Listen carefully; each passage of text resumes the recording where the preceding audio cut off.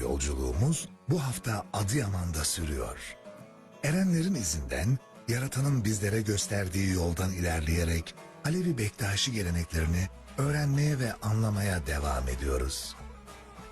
Bu toprağın canlarında Adıyaman'dan karşınızdayız. Bu bölümde önceki bölümlerde olmayan farklı bir Cem getireceğiz ekranlarınıza. Şöyle bir ipucu vereyim.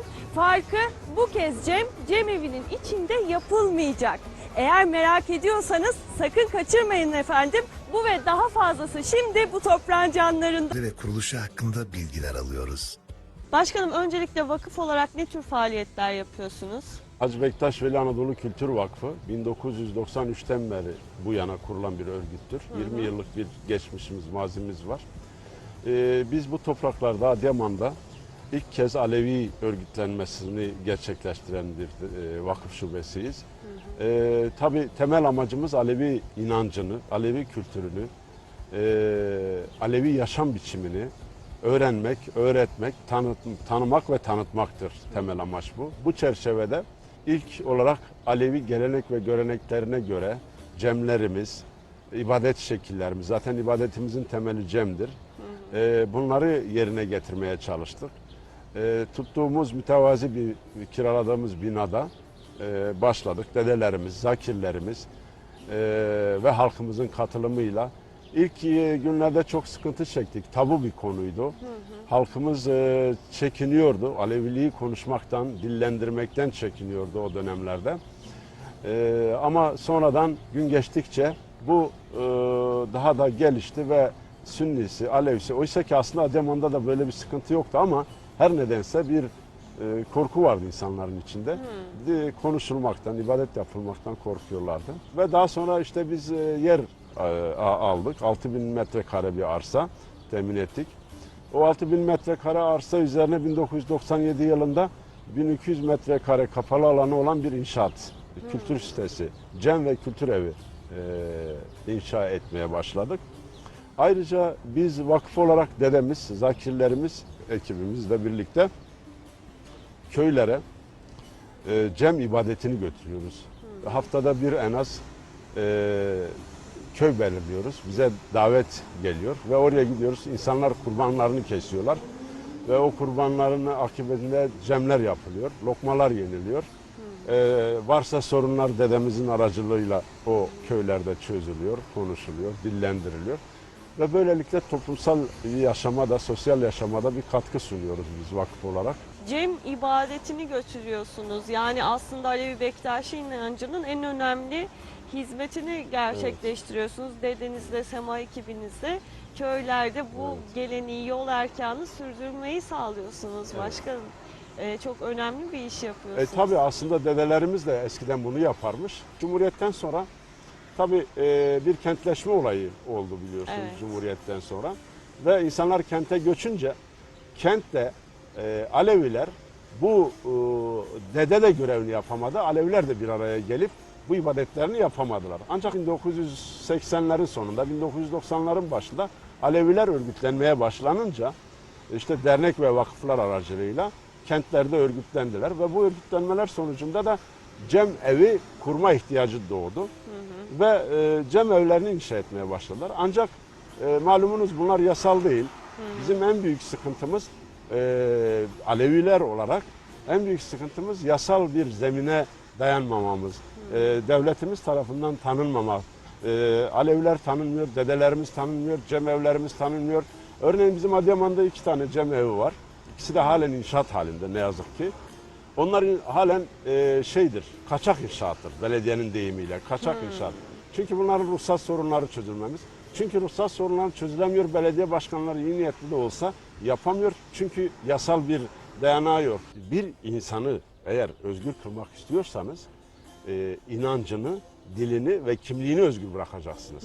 Bunlar özgür olmadı mı, birisi eksik oldu mu özgürlüğün kısıtlıdır.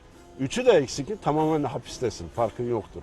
O yüzden biz inancımızın, kimliğimizin ve dilimizin özgür bırakılmasını istiyoruz devletimiz tarafından. Bu da çok zor bir şey değil aslında. Yani çok köklü yasal değişiklikler yapmaya da gerek yok.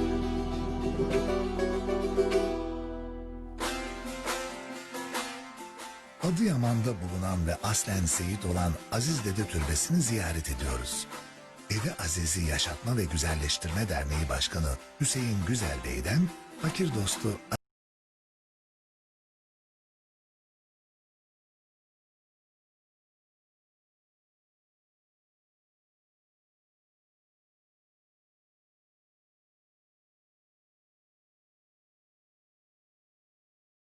Hüseyin dedem, Aziz dede kimdir? Burada Adıyaman'da neler yapmış? Aziz Dede Seyit'tir. Ehlibit soyundan gelen Çan Ocağı. Buranın gelmemin sebebi şuydu. Mala, mülke önem vermeden kendini topluma hizmet etmiştir bir insan. Daha doğrusu bir uludur. Aziz Dede'nin yaşam felsefesinden şu vardı. Hiçbir zaman ırk, din, mezhep hiçbir ayırmaksızın herkese kucak açandı. Fakirlerin, işçilerin, emekçilerin yanında duruyordu. Hep fakirlerin yanındaydı. Onlara ekmeğe, yani paylaşımcı bir candı, bir uluydu. Bir pirdi.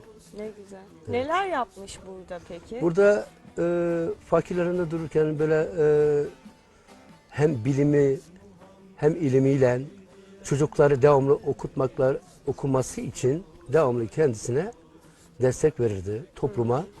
Onlara önerirdi. İşte çocuklarınızı okutunuz. Devamlı yanlışa böyle önünü kesmek şartıyla doğru yolu gösterirdi. Gelen hastalara evet diyelim ki şu desteği verirdi. Hasta gelirdi yanına. Hastası şöyle diyor ki kuzum tamam ben elimi vururum sana ama yine de Allah'ın inancından şaşmayınız Haklı ve doktorunuza da gidiniz yani. Yani doktoru devamlı yapıyordu.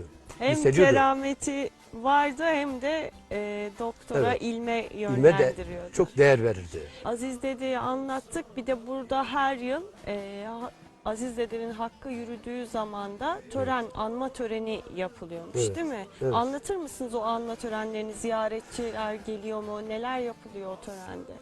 Ben burada 8 yıldır 2007 yılından beri biz bu anma etkinliklerini yapıyoruz.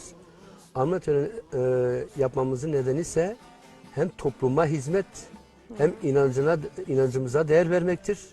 Hem de herkese kucak açmak şartıyla.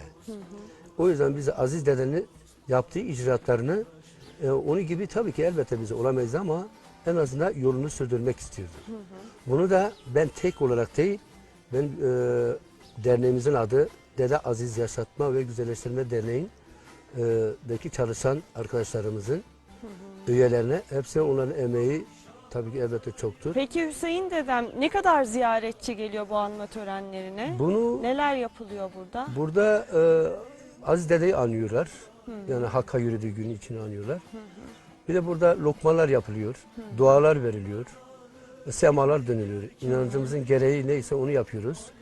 Yalnız burada önemli olan herkese barışık. Çünkü Aziz Dede barışıktı. Barışık bir insandı. Hani demin söyledik ya, dil, din, ırk, mezhep tanımaksızın herkese kucak açıyordu. Sünni vatandaşlar da Hepsi, geliyorlar hepsi. mı o Hiç zaman? Sünnisi, Malikisi, Hanbalisi, Yahudisi, Hristiyanı, güzel. Ermenisi. Yani burada ayrım yok. Burada insan var.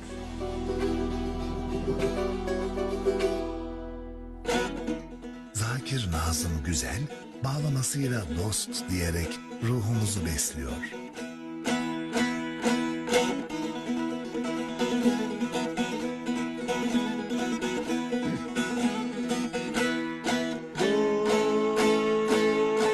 Dost İdris Terzili icat etmeden Engazeden geçti yolumuz bizim.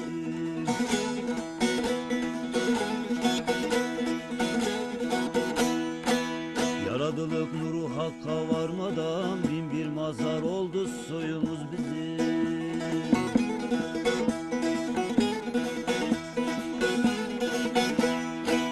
Yaradılık nuru hakka varmadan bin bir mazhar oldu soyumuz bizim.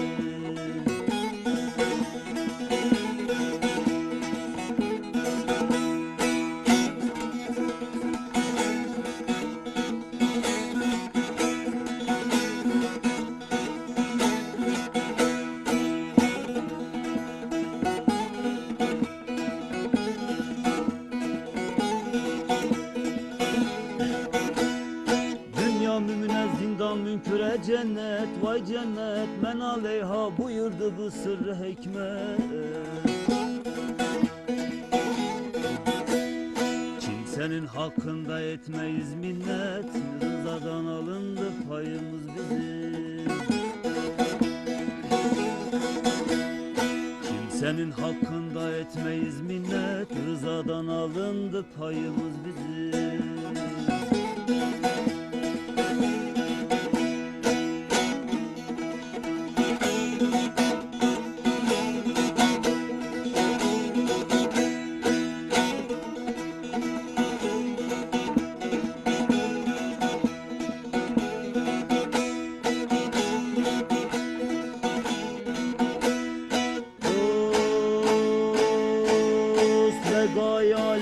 Pire bağlıyız, birdir ikrarımız bire bağlıyız.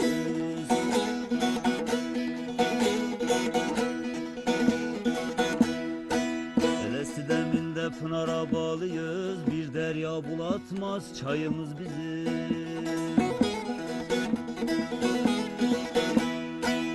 Elesti deminde pınara bağlıyız, bir derya bulatmaz çayımız bizim.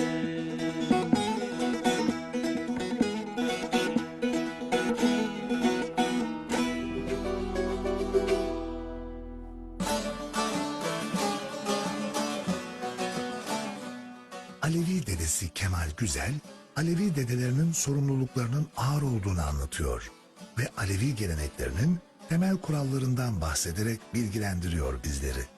Özellikle dede konumundaki insanların görev ve sorumlulukları oldukça büyük. Evet. Ne toplumsal anlamdaki sorumlulukları büyüktür.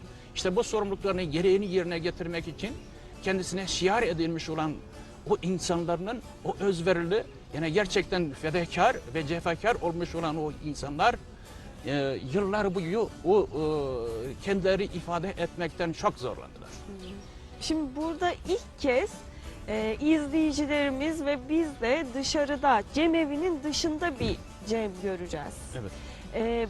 Bu size özel bir şey mi? Yani eskiden düşündüğümüzde şimdi dedelerimiz anlatıyor, canlar anlatıyor, gizli gizli ibadet yaparken bugün cemevinin de dışında rahatça ibadetini gerçekleştirebiliyor canlar. Eyvallah. Bakın işte Alevliğin olmazsa olmaz temel ilkelerinden birisi de şudur. Bir insan ibadete geçmeden evvel o insan kendisini aklaması gerekiyor. Belki hiçbir inançtan siz bunu göremezsiniz. Kul hakkı sorgulanıyor. Bakın ne yapıyor bir insan ki toplum içerisinde bir takım sıkıntılar yaratmış. Toplumların haklarını gasp etmiş. Kin, nefret içerisinde olmuş. Ki nitekim insanı insan yapan değerlerden uzaklaşmış. Ben kalkıp da bu insanı ceme alacağım. Kesinlikle biz düşüncemiz, felsefemiz, ruhumuz buna müsaade etmez. Toplumları yapan temel değerleri vardır ki biz bunu Kur'an'da da görüyoruz. O insani yapı içerisindeki o ölçülerde de ki bizi görüyoruz. Onur ve hasiyet, kişilik ve şerefi ön planda tutmuşuz. Bir insanın özgürlüğünü elinde almadan o insanı yargılamak belki yalnızca Alevliğe nasip olmuştur. Alevilik denildiği zaman yalnızca belirlenmiş olan o kural sistem çerçevesi içerisinde değil. Yine toplumun içerisindeki olan sosyal, ekonomik, politik ve sosyal yapılarını da içine almak kavli ile yürütür. Biz kendi tarih geçmişimize baktığımız zaman bizim büyüklerimiz, cedlerimiz de yaşamış oldukları o bölgenin dışında da yapmaya çalışır. Çünkü yol ve erkanın yürütülmesi için toplum arasındaki sorun, sıkıntı ve problem çözümü için yalnız bir cem meclisiyle çözülmez. Mekana gidilir, yerlerine gidilir. Örneğin mesela bir dava olmuştur. Sen o davayı çözmek zorundasın. Bir sıkıntı var, bir problem var. O davayı, sıkıntıyı çözmek zorundasın. Dardan indirme, dar nedir? Alevilik inancında yeri, önemi nedir? Dedem? Evet. İnsanoğlu belli bir dönem yaşar. O yaşamı süreci içerisinde o toplumlar iç içe bir takım şeyleri paylaşır. Bir insan hakka yürüdüğü zaman ola ki hayat dönemi tabii ki sizin akıbetinizin ne şekilde olacağınızı bilmezsiniz.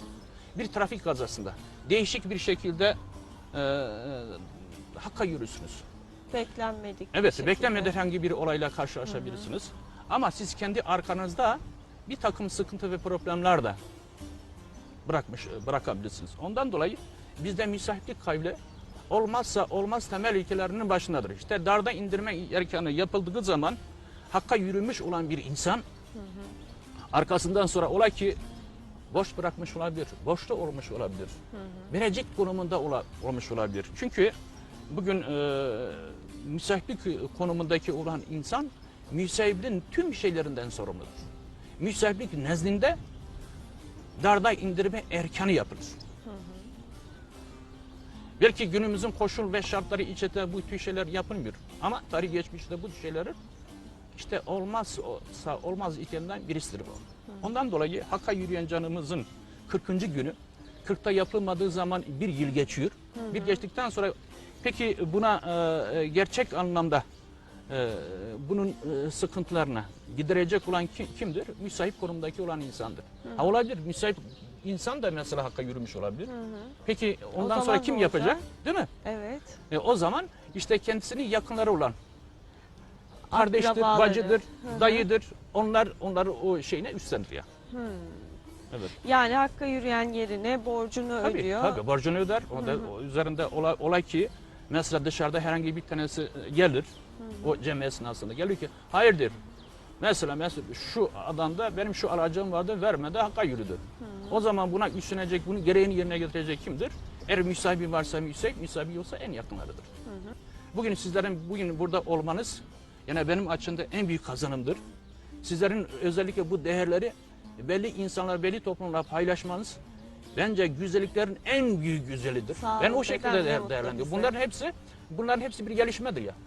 Ha, bugün bunlar burada anlatılır. Yarın ise bir gün sorun ve sıkıntı halindeki olan şeyler bakarsınız ki hal olmuş, gerçekleşmiş. Buna daha güzel bir şey var mıdır? Yok. Değil mi? Sağ olun dedem. Ağzınıza, yüreğinize Evet. sağlık.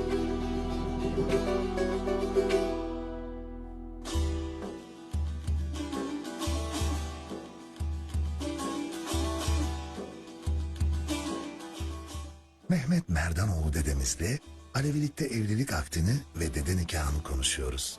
Dedem sizinle şu konuyu konuşmak istiyorum. Evlilik erkanından bahsetmedik hiç. Bize Alevilikte evlilik erkanını anlatır mısınız? Tabii Alevilikte evlilik de o 4 kap 40 makam içerisindeki o şartlardan bir tanesidir.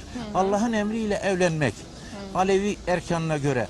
Şimdi Alevi erkanına göre önce gençler, iki karşıt cinste olan gençler birbirleriyle görüşür, tanışır ve ailelerinin de rızalığını alarak, çünkü Alevilikte rızalık çok önemli, ailelerinin de rızalığını alarak evliliğe karar verirler. Karar verildikten sonra kendi pirlerine girip nikahların kıyılmasını isterler. Pir konumunda olan kişi resmi nikahla birlikte, resmi nikah yapılmak kaydıyla önce resmi nikah, sonra pirin Alevi erkannamesine göre nikahını kıyar. Evet. Bu gençlerden işte falan kızı falan oğlu falanı, Allah'ın emri, peygamberin kavli, İmam Cafer-i Sadık'ın içtihadı, pirin huzuru ve hazır canların şehadetiyle varlığında, yokluğunda, hastalığında, sağlığında kabul ediyor musun diye bu soru erkeğe de sorulur, bayana da sorulur.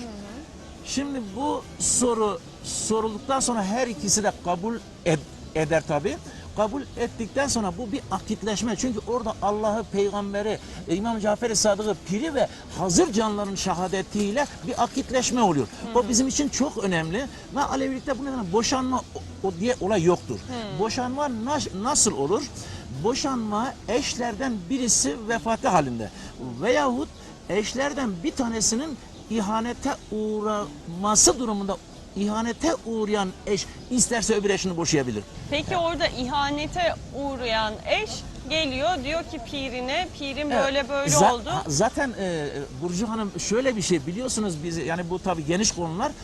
Bizde sorgu cemleri vardır. Evet, Görgü sorgu cemleri vardır.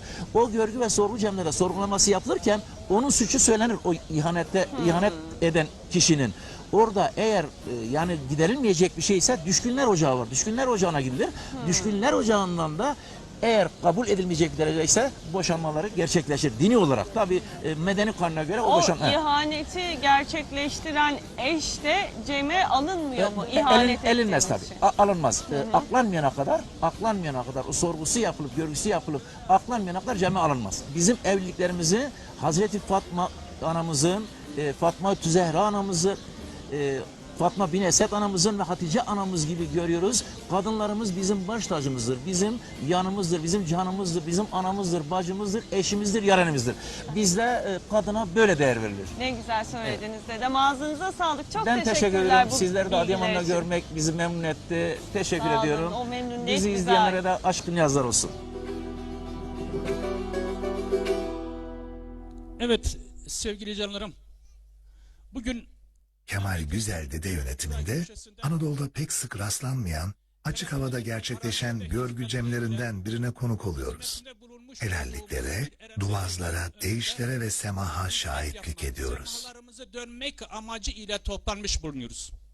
Tabii ki meselenin ve olayının o ibadet boyutuna, o semah bölümünün gerçek anlamdaki mahiyeti ve özüne inildiği zaman semanın gerçek anlamda beşerinin hırs ve heveslerinden uzak, manevi dünya içerisinde hak ile buluşmanın adıdır.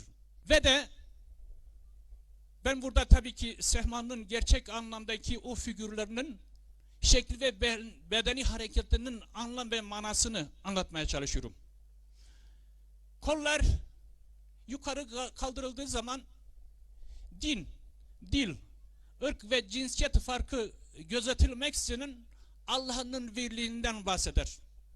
Yine kollar yana açıldığı zaman sağ el göğü, sol el ise aşağı gösterdiği zaman bir türlü insanların önüne geçemediği hırslarının, heveslerinin, savaşlarının, kin ve nefretlerinin anlamından bahseder.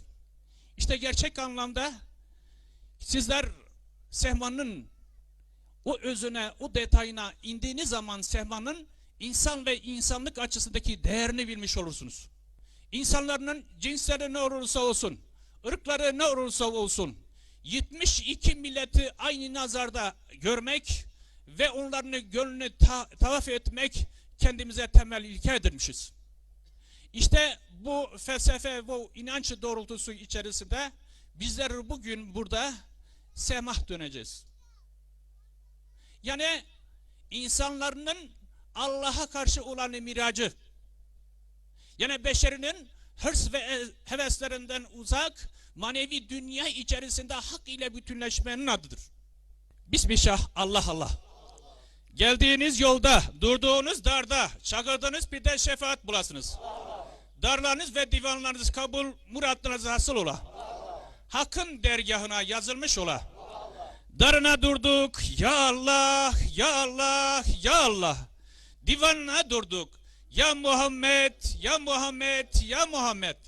Keremine sığındık, ya Ali, ya Ali, ya Ali. İnayet eyleyin 12 imamlar. Yol gösterin ya 14 masum paklar. Yardım eyleyin ya 17 kemerbestler. Bağışlanma senin yüzün suyun hürmetine olsun ya Hünkar Hacı Bektaş Veli. Bizi de cemrinize dahil edin ya Kırklar Meclisi. Halacın, Nesibinin, Fazıl'ın ve Fatma anamızın darlarını ve divanlarını kabul ettiğin gibi bizlerin de darlarını ve divanlarını kabul et. Gerçeği mümine ya Ali. Evet sevgili canlarım, hep beraber ibadeti yapacağız. Biz sizi sizden alıp Hakk'a teslim edeceğiz. Herkes gönlündeki hakla dar ve didar olacak. Cenab-ı Allah Kur'an'da belirtir ki müminler yalnızca kardeştir. O halde müminler arasındaki dostluğu, kardeşliği, barışı, huzur ve mutluluğu sağla. Başka bir ayette belirtir ki razı etmiş ve edilmiş olarak dön Rabbine. Çünkü kul kuldan razı olur ise Allah da o kuldan razı olur.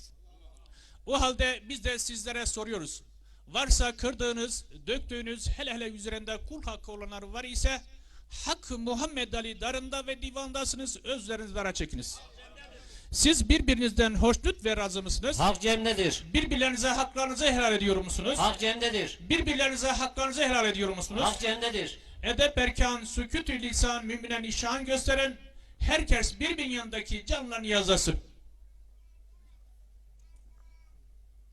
Şu canlar birbirinden razı olduğu Hakkı Muhammed'in de razı olsun. Teslim temmene hakkına, cem hakkının birliğine. Esselatu ve selam ya Resulullah, Aliye Velullah, Hatice-i Kübra, Fatma-u Zehra, Hasan-ı Müşteba, Hüseyin-i Deşti Kerbela. Ya Zeynel Abidin, ya Muhammed-i Bakri Beka, ya Cafer-i Sadık-i Sefa, ya Musa-i Kazım-i Cismi Pak, ya Ali Rıza-i Horatsani. Esselatu ve selam ya Muhammed-i Taki, Ali-i Naki, Hasan Askeri-i Gazi. Esselatu ve ya Muhammed-i Mihdi sahibi zaman. La hevle ve la kuvvete bile yulu aliyyul azim. Gerçeği. Allah, Muhammed, yâri, sırsı ve denklemleri, destur biri, biz üç bacıyız, gürün aciz, kırklar meydanda süpürgeciz, süpürgeci sermaye fer olsun, Yezid-i Mervan, nur eyle mevti, sahip zaman, nefes birdendir, birbiri.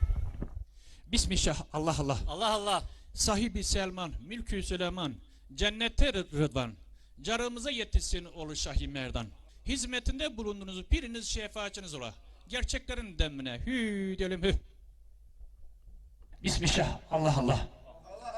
Çırağı-ı Ruşen, Fahri Dervişan, Zuhur-i İman, Himmet-i Piran, Pir Horasan, Kuşat-i Kandil, Kavni Evliya, Kerem-i Ali, Gülbangi Muhammed-i Mustafa, Hünkar Hacı Bektaş Veli. Gerçek erenlerin çırakları aydın olsun. Yaratanın nuru aşkına. Ya Allah, Ya Allah, Ya Allah. Nübeytinin nuru aşkına. Ya Muhammed, Ya Muhammed, Ya Muhammed. Velayetinin nuru aşkına. Ya Ali, Ya Ali, Ya Ali. Esirgemeye başlayan Allah'ın adıyla. Allah Allah. Allah yerlerin ve göklerin nurudur. Onun nurun örneği içinde çerağı bulunan bir kandile benzer. Kandil bir sırça içindedir. Doğuya, batıya nispeti olmayan bereketli bir zeytin ağacından yakılır. O ağacın yağı neredeyse ateş dokunmasa bile yine ışık saçar. O nur üzerine nurdur. Allah istediklerini kendi nuruna kavuşturur. Orada sabah akşam onu adanılır ve teşbih edilir. Cün çırağı far uyandırdık Hüdan'ın aşkına. Allah Allah. İki can serveri Muhammed Mustafa'nın aşkına. Allah Allah. Kevser sakisi Aliyel Mürtaza'nın aşkına. Allah Allah. Hem Hatice-i Fatma ile Hayri Nisa'nın aşkına. Allah Allah. İmam Hasan ve Hüseyin aşkına. Allah Allah. 12 Sadr-ı Veliyat Püştebar'ın aşkına. Allah Allah. Car-deri Masum-u Pak Ali Aban aşkına. Allah Allah. Bir hünkâr Kutbul Enbiya'nın aşkına. Yansın yakılmış aşikarın aşkına. Beri Cemali Muhammed Ali, İmam Hasan ve Hüseyin'i pir bilip verelim Muhammed Mustafa evlatlarına salavat. Allahümme salli ala seyyidina Muhammed, Ali aliye Muhammed. Gerçeği. Boşa gelmiş geçmiş bu benim ömrüm, yüzünü görmeden ah güzel dedem.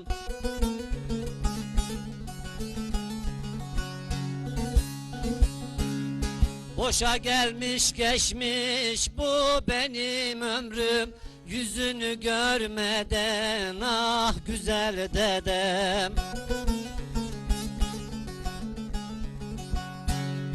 Neye yarar yaşamak sen olmadan, Serçeşmenin piri ah güzel dedem, ah güzel dedem. Neye yarar yaşamak sen olmadan, Serçeşmenin piri, pir güzel dedem, ah güzel dedem.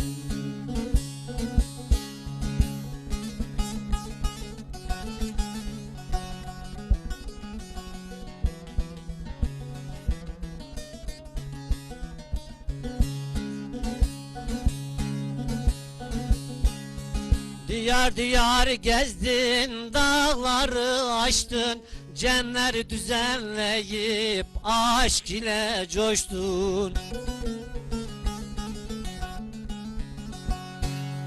Diyar diyar gezdin, dağları aştın, cemler düzenleyip aşk ile coştun. Muhammed Ali'nin yolunu tuttun, bulam yazısının piri güzel dedem, ah güzel dedem. Allah Allah Allah Allah Allah Allah. Burak Adem bastı arşe, erişti felkiyel ferşe. Hakadirdir cümle işe, eyledi gezmigahi, eyledi gezmigahi. Allah Allah Allah Allah Allah Allah. Bir nida erişti haktan, ya Muhammed'im Burak'tan. Göz kamaşır şerel naktan, müminlerin kıblegahi, müminlerin kıblegahi. Allah Allah Allah Allah Allah Allah. Yolda bir rast geldi bir şir, ya nedir bu işe tedbir? Hatemini ağzına ver, sundu iki cihan şahı, sundu iki cihan şahı. Allah Allah Allah Allah Allah Allah Allah. Ayaküstü kalktı serveri, oldu gönlü gözü enver. Sır ile oldu münevveri, dedi bu hikmet-i ilahi, dedi bu hikmet-i ilahi. Allah Allah Allah Allah Allah Allah Allah. Oldu mihracın mübarek, takıldı Kur'an-ı tabarek. Şanuna levlek levlak, padişahlar padişahı, padişahlar padişahı. Allah Allah Allah Allah Allah Allah. Vardı kırkların cemine, oturdu hak makamına. Hüdedi gerçek demine, dembedem Resulallahi, dembedem Resulallahi. Allah Allah Allah Allah Allah Allah Allah. Buyurdu olduru vahid, size armağan bu tevhid. Cümlesi de oldu zakir, zikretti kelamullahi, zikretti kelamullahi. Allah Allah Allah Allah Allah Allah Allah Allah.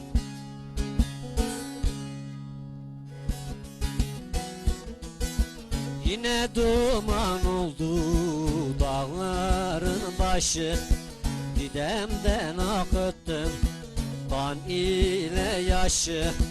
Cenazem altında Musalla taşı, kılmayınca bu can ayrılma senden, ayrılma senden.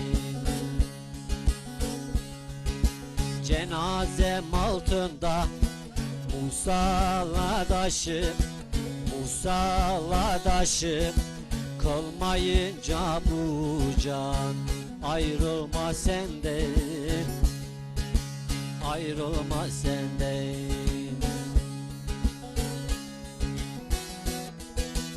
Allah Allah. Hak için oluyor, sen için olmuyor. Hoppayız aşkına.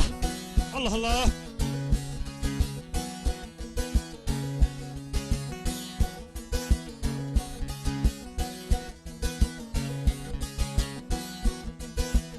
Eğerenler sözümde var mıdır hatta? Pirim al giyinmiş yakışır zata.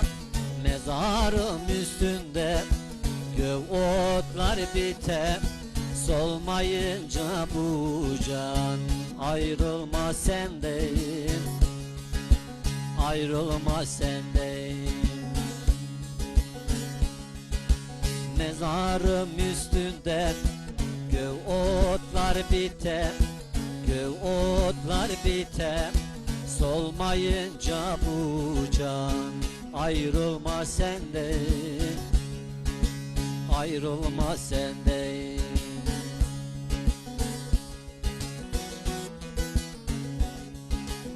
Allah Allah. Allah Allah. Allah Allah.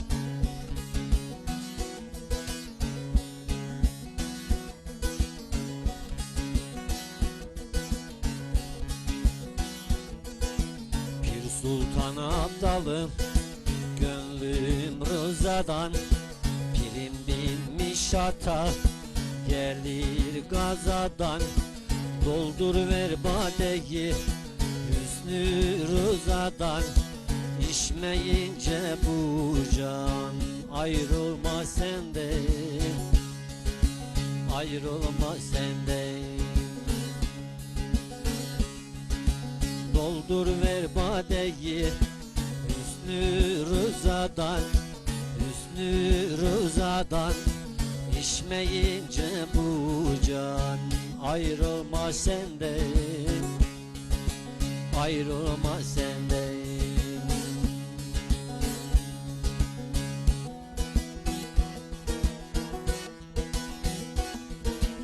Allah Allah.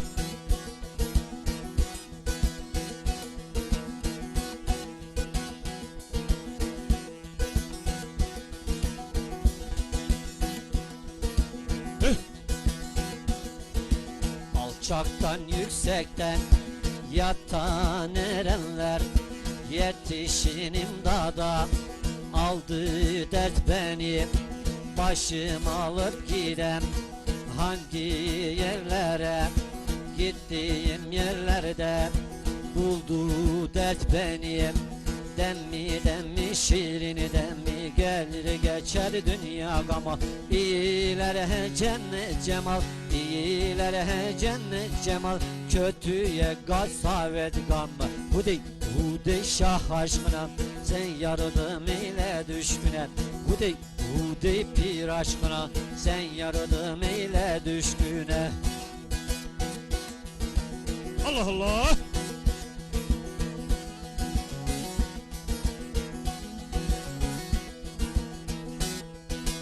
Aşk ile. Demdem.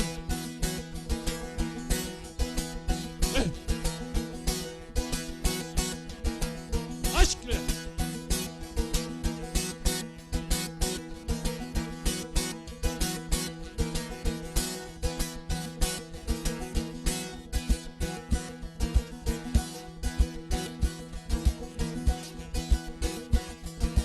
Abdal Pir Sultanım, gönlüm hastadır, kimseye diyemem, gönlüm yasadır. Bilmem deli olup bilmem ustadır, böyle bir sevdaya saldı dert beni.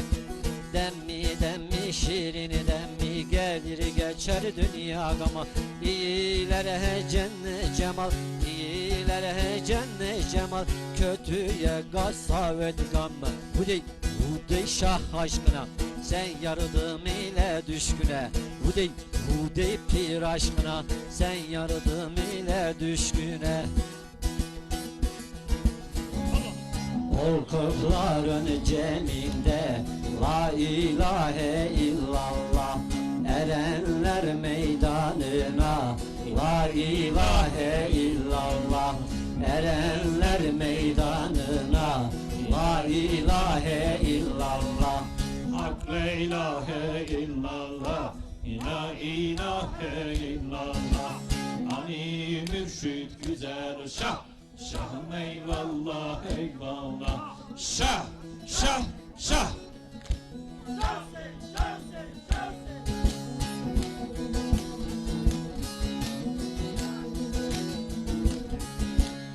Çaldılar desti kefe, dediler ki cana sefa.